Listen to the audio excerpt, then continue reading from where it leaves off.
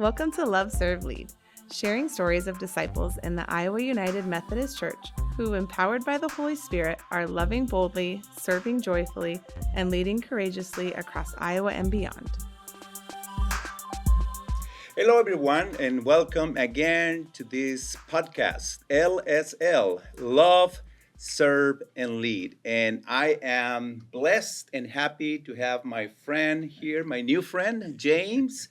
And please, James, introduce yourselves to the audience. Right. Well, first of all, let me say thank you for having me. My name is Reverend Dr. James Pernell, Sr. I am the newly appointed pastor at Burns United Methodist Church, and I serve on the conference staff as the Associate Director of New Communities of Faith and Revitalization Congregations. Thank you, James, for accepting our invitation to have this conversation. I really want you to share with the audience who James is. Okay. What do you like to do for fun, for instance? I'm an adamant cyclist. Just had the opportunity to do Ragbri. Okay. Amazing event, and loved every moment of it. I'm originally from New Orleans, Louisiana, so my culture is live and to celebrate life, both life coming, life living, and life after. And so I bring that culture with me everywhere I go. It is a inclusionary formation where, all types of people, cultures, and ethnicities are coming together to be celebratory in this thing called life, right? Yes. And so married, have 5 kids. We just introduced our grandbaby who is now a year old. So we're excited about that. And just enjoying life. And you are new here in Des Moines, right? Yes. So you moved from where? So I moved from the Illinois Great Rivers Conference, which is in Peoria. Around the Elmwood, Brimfield area. I had a 2-point charge there. One of my biggest challenges now is watching the transformation of New Hope being expired. What I mean by that is sometimes in church formation, people wear a lot of hats and they get tired and they need a fresh wind. They need new blood to come and inspire new formations of hope to let them know that God is still real, God is still alive, and God can still do new things. And so we're in that transformation of expiring new hope to see what God can do anew in our lives. But you feel or see that some of those hopes are now exhausted a little bit. Yes, because sometimes we just get comfortable. And sometimes because through experience, right, we get down sometimes. The reality of it is we get down. We get inundated with doubt, with fears, right? Concerns about not being able to do more, be more, have more, as it relates to, the good old days have come and gone, right? As if God cannot create new good days for us. And so sometimes we're so focused on what happened in the past that we cannot see something in the here and now where God is doing tremendous work. Do you believe, this could be one of the reasons, but that's why many people, as we are witnessing now, are looking for new ways to get spiritual experiences, right? So spirituality is not a new phenomenon, right? And so what's happening, especially with our younger generation, we don't see ministry formation, spiritual formation that looks like our current reality, right? That is relatable. We see traditional formations that appeal to a generation that is not now. Right. And so our younger generation are looking for new, exciting ways to engage in spiritual formation and discipleship, but it doesn't necessarily need to look like the traditional way in which we have come down through the years. Right. So many of our churches in their discipleship formation are still doing discipleship in 1950, 60, and we're in 2025. And so church do not do a good job of transitioning with the time. We're always behind the time in our transitional formation. And so our younger people are looking just for creative ways that speaks to where they are in the here and now.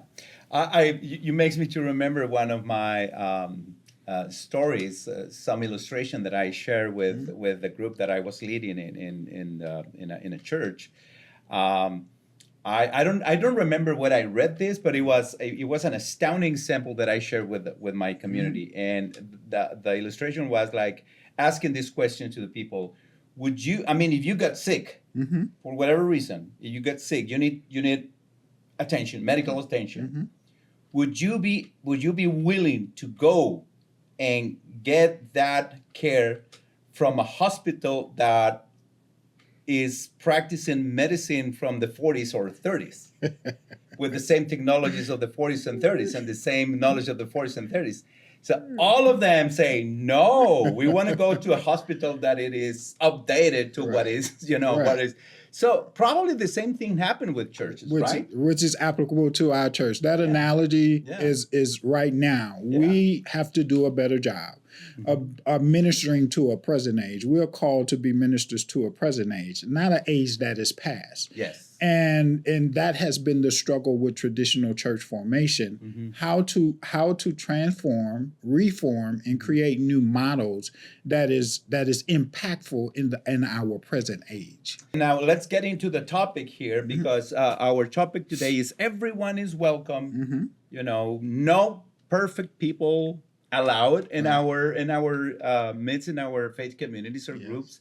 Can we talk about how the church could express this welcoming expression to everyone in our communities? This is challenging, and precisely during these times where a lot of tensions that are happening right now, a lot of division, speech of hate, speech of division from the people in authority, right? From the people in power. Right. What do you think? What is your taking about all of this? So I can't speak for everyone else, but in the local context in which I am now, we're intentional and becoming more intentional about creating beloved community. And what that is I mentioned to you earlier that I was from New Orleans. Yeah. So for me, that is a gumbo-like mentality, right? Where we bring cultural experience, ethnic variety to one particular location, and we celebrate the goodness of God in our lives,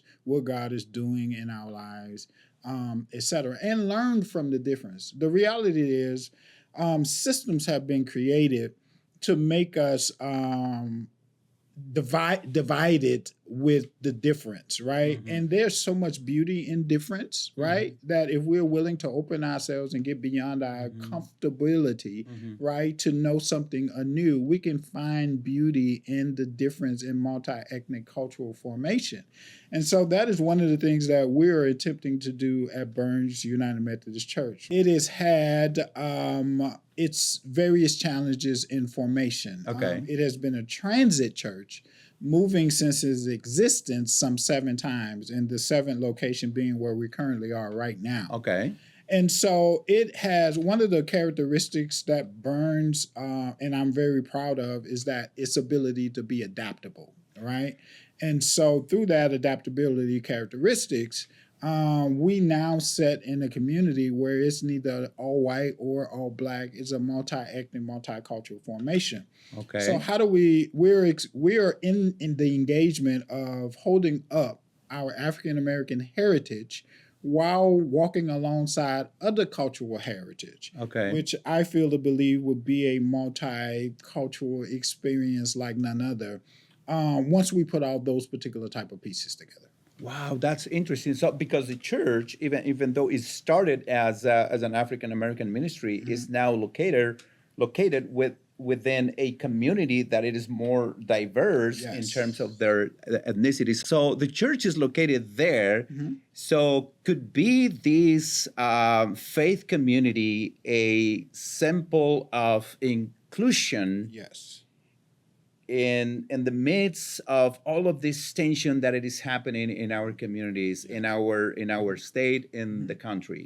Well, given our political climate, if we don't find creative ways to pool resources, we're going to miss the opportunity to be able to help as many people as we possibly can, with a lot of things like Medicaid and SNAP benefits being cut, a lot of government assistance. We have to find creative ways. We have to figure out ways to walk alongside churches, walk alongside other nonprofit agencies to be able to continue to support the masses as we continue to maneuver through this political framework in which we're in. How we do see Jesus walking this journey with us and help us and teach us to be a welcoming community for everyone. You said at the beginning of this topic, when you start to talk about this topic, about building loving communities. Right. That doesn't happen accidentally. Has to be some God's presence leading, the presence of Jesus leading this process, and we be intentional to move in that direction. So from a personal formation, I find myself in the whosoever of the text, right? For God so loved the world that whosoever believed. The only criteria that is outlined in that text is that one needs to believe, right? That God gave his only begotten son and raised that son up from the dead, that they might have everlasting life. When we see ourselves in the whosoever of the text, it dismisses and dispels all of the negativity and all of the systems that keeps us separated, that helps us to understand that there's room at the table for everyone. And so with that particular type of mindset, inclusion or inclusivity is easy because you centered and ground yourself with the essence of love. And we have a responsibility to love God with all of our being, all of our heart, soul, and mind, and then love our neighbor as ourselves. That is the vertical and horizontal aspect of the cross, right? And that keeps us into connectivity with our relationship with God and our relationship with humanity, which is mutually necessary if we're going to do this Christian formation or Christian discipleship. And when you look at disciplines across the board from a religious perspective, it is always helping us to see connectivity beyond ourselves and through ourselves with others. The basic tenets of every religious formation is helping us to see connectivity beyond ourselves, right, with a higher source, life form, power, entity, divineness, etc., whatever you want to call it, but then through ourselves to others with humanity, connection with how we live with our neighbor. Do you see signs that our faith communities, that they are moving in a direction to be intentionally more welcome to everyone? Or do you see that this tension is producing even a more, deep division? I was remembering this saying that the Sunday is the most segregated day of the day, because during the week we all go to school and work, but on Sunday we all go to our own churches that are, places where we kind of want to hang out with people that looks like me.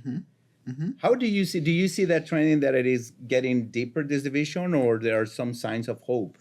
Well, let me answer that by starting with this. The church still has a responsibility, communal responsibility, to speak truth to power. That's number one. Number two, our reality is this current political climate is stirring up so much fear and uncertainty that people are really clinging to their groups, right, for safety, for protection. And so the church can do a better job in creating safe spaces where other ethnicities can come and feel a sense of belonging. We are still one of the most segregated places on a Sunday morning to date. So that has not left our formation. And so we have to be intentional about creating spaces that dispels that notion, number one. But number two, creating safe spaces to let other people know that we are here to support you through the notion and unction of that God-given love that was given to us from God, that we have a responsibility to now give to others. And so I want to say we can do a better job. We have not arrived, and the work still continues, not only from which we came, but where we are right now and where we're going in the future.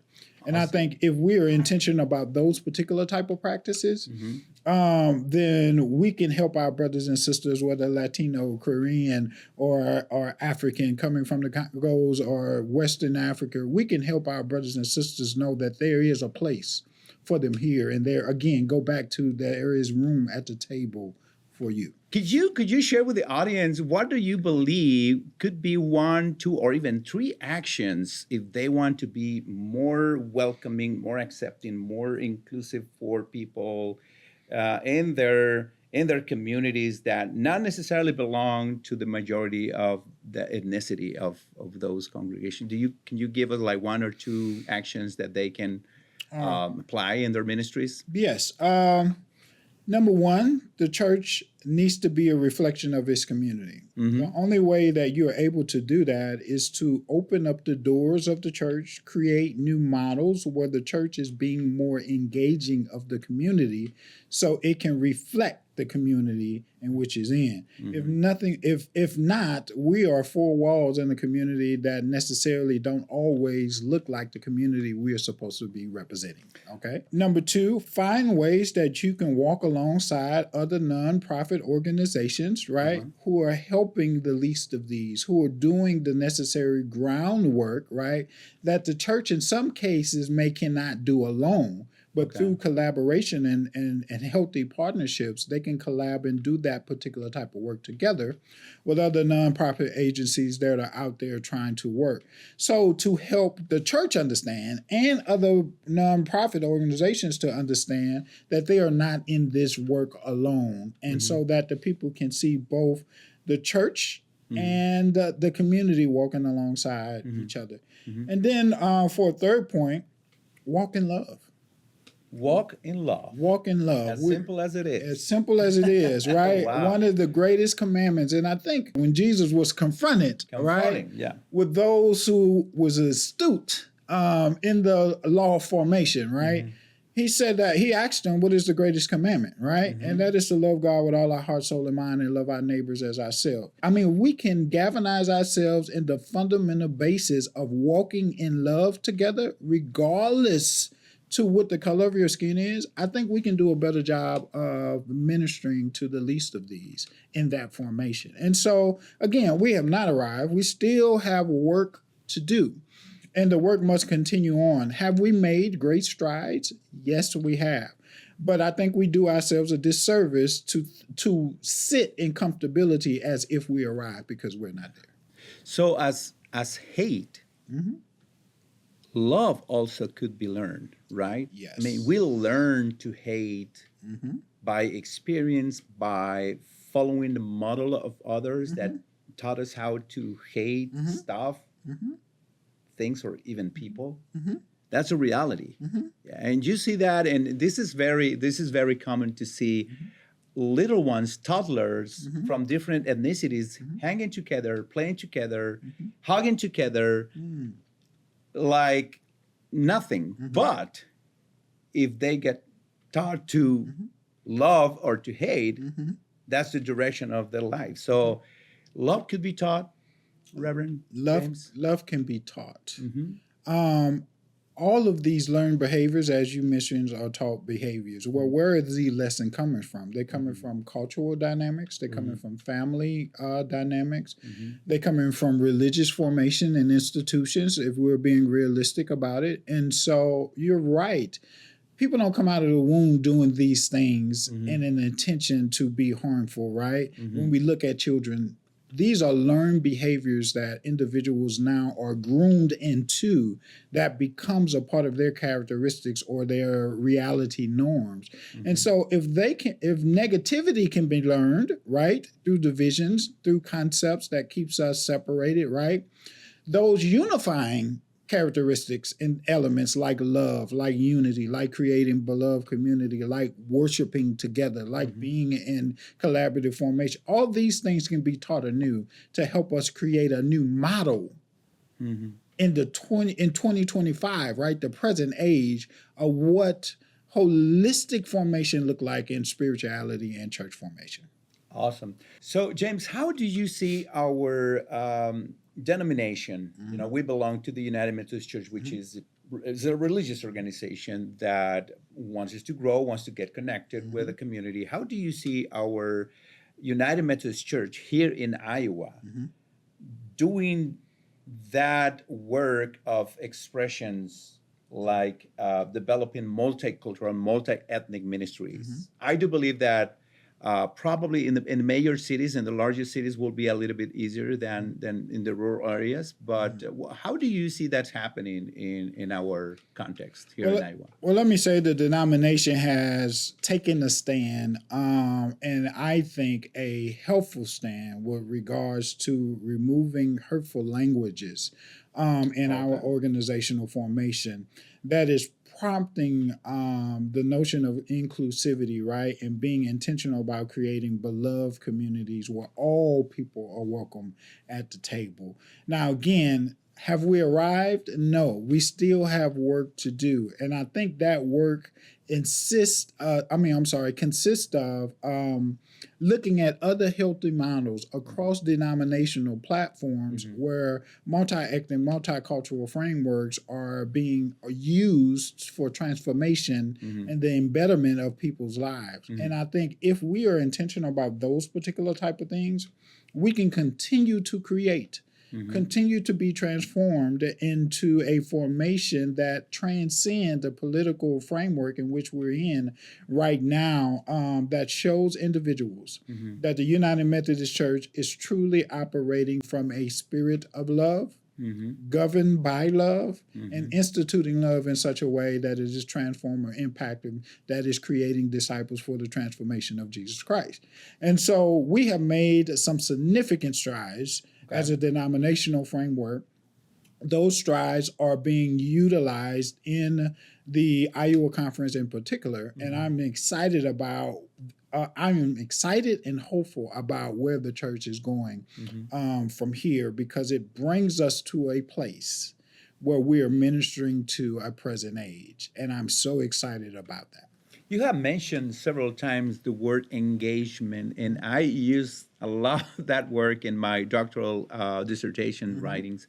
And I think that's a key factor especially for downtown churches or churches that are allocated in the midst of a community.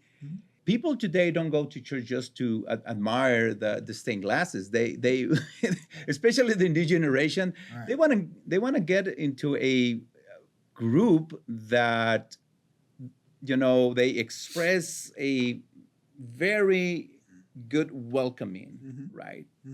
Because that also fit the credibility of faith among the young generation. So it's something that have you witnessed in your context, in your ministry? So dealing and speaking with youth and young adult, we understand, being one, my wife say I'm not all the time. I need to change that language. But we are one who understand that Jesus did majority of his ministry in the street, not in a nice, prestigious synagogue. While Jesus went into the synagogue, right? Jesus' ministry formation and transformation and miracles and all of that mostly took stage in the streets as Jesus walked from one place to another. And so I'm always excited about new formations of ministries that happen outside of the walls of the church, that is engaging to the community, that is engaging to young adults, right? That helps them to understand that spirituality and spiritual formation does not necessarily always have to take place in the four walls of the church. Matter of fact, the church itself needs to be intentional about opening its doors to expand its reach through engagement in the community. If not, we're operating in isolation. And so who wants to be a part of that? Yeah. So do you have groups that you work in teaching them about all of this? So again, I am newly appointed to Burns United Methodist Church. I am a proud member of Alpha Phi Alpha Fraternity Incorporated, where we're doing some of that work with also working with high schoolers, transitioning them and developing them and going from high school to college. We're doing some of that engagement in the community as we're tap-rooting the Latino population in our community and the African population in our community through another ministry that is actually facilitating worship. Awesome. walking alongside. We're creating beloved community by being intentional about worshiping together every fifth Sunday so we can learn from one another culturally, spiritually, holistically. And so with those particular frameworks, that's the starting ground for us. Awesome. Good. Yes. So if you have groups that you are working with, you can probably help us to give us some idea. How do you will take this day, for instance, James, and turn it into a quick devotion or learning experience for your group? This is kind of at the end of our conversation with this kind of activity. So I'm pushing you a little bit to be creative and how we can use a very normal tape and turn it into a learning experience. If I was to use this tape, I would say this is reminiscence of the potter's wheel. Oh. And God told Jeremiah to go down to the potter's house. And what Jeremiah found or exposed in as the potter worked in his profession is that there's imperfection in the clay. And the clay was not distorted, but it was restored. And if we can find opportunities to work through what people call negativity or distortion, to discard individuals and find new ways to spin them on the wheel or allow God to work with them and creative spaces to create them anew, they can be transformed in the hands of God, just like the clay was transformed in the potter's wheel. The clay was not discarded because of imperfections. It was retransformed in the newness of what it is to become because it was in the master's hand. Awesome. Thank you, James. Thank you all for attending this podcast. Remember, love, serve, and lead. And that's precisely what James is doing there in Burns United Methodist Church. Thank you, James, for your presence. Final words for the audience and greetings to them. Yeah, walk in love and know that there's room for everyone at the table. May God continue to rest and rule and abide with you all. I hope this helps. Blessings. See you in the next chapter. Bye. Thanks for listening to Love, Serve, Lead. Stories of how God is at work through the people of the Iowa United Methodist Church.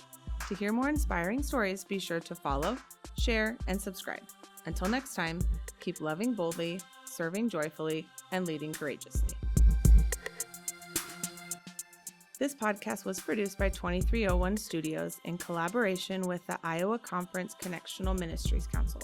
It is hosted by the Reverend Dr. Edgar Solís and edited by the Iowa United Methodist Communications Team. Theme music written by Reverend Dr. Solís.